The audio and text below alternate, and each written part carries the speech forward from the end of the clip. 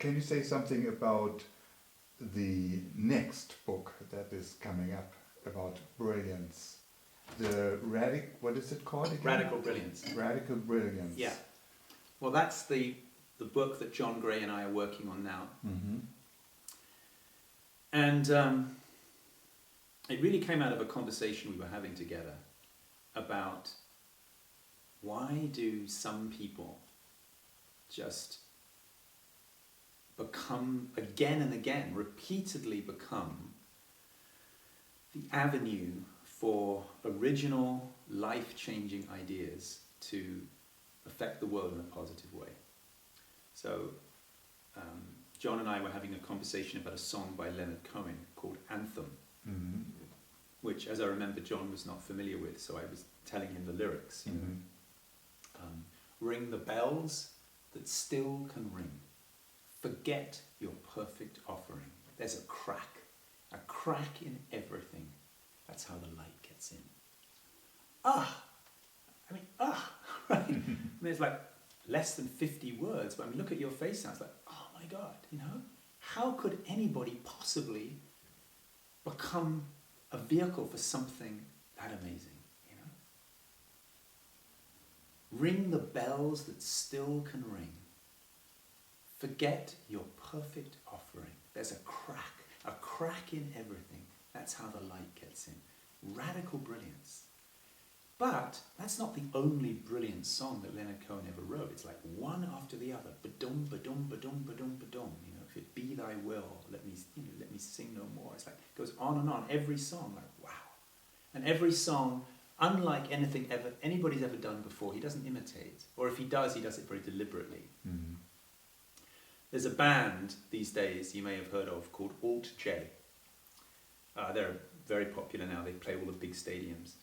And the lead singer, whose name, unfortunately, I've forgotten, Robbie, do you remember his name? No, anyway, the lead singer who writes the songs, also just radically brilliant. I mean, how can anybody, he's 23, how can anybody, his songs aren't like, I love you, baby, I need you, baby, you know, la, la, la. I mean, these are like songs where every word surprises you, it shocks you, it's not what you expected. How does that happen, you know? I became recently friends with Alex Ebert, who won a Grammy for his music for that new Robert Redford film, Lost at Sea, I think it was called. Yeah. Who also incredibly brilliant lyrics, you know. But then we also extended it now to thinking about Larry Page, you know, and Sergio from Google. You know, how does somebody come up with something? How does Google keep generating more and more amazing, brilliant things? That's a company. It's a company creating a culture of brilliance. How did Elon Musk, you know, it's not just the car. I mean, it's the car, it's space travel, it's batteries, it's everything. So John and I have got really interested in the hidden mechanics of brilliance. And one of the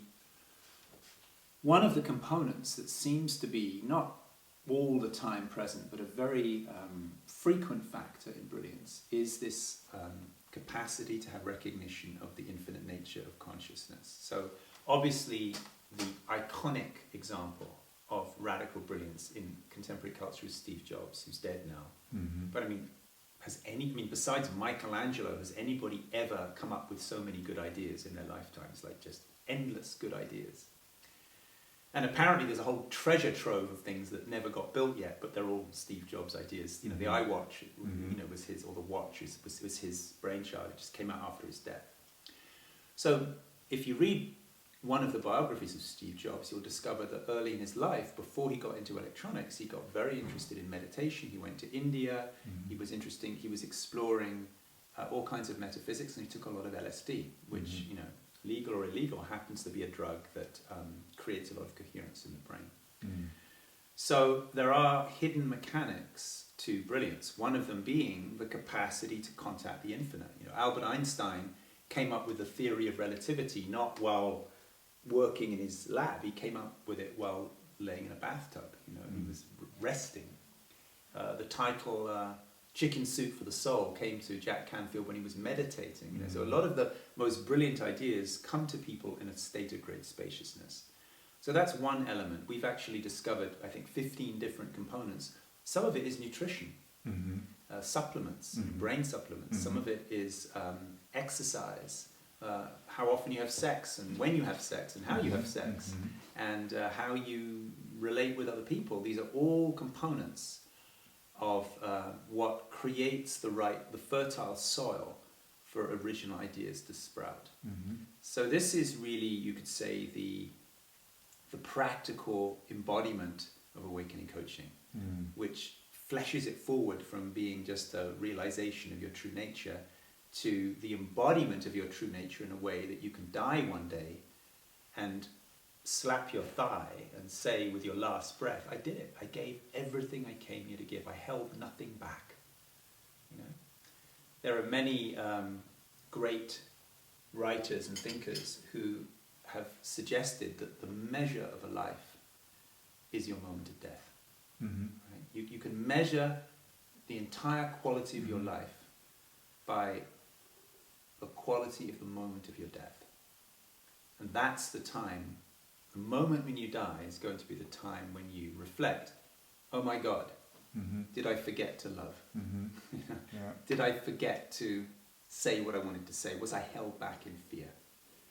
And so actually when I coach people, the questions that I ask are always an attempt to be their ally in making sure that later, much later, they can look back on this phase of their life free of regret.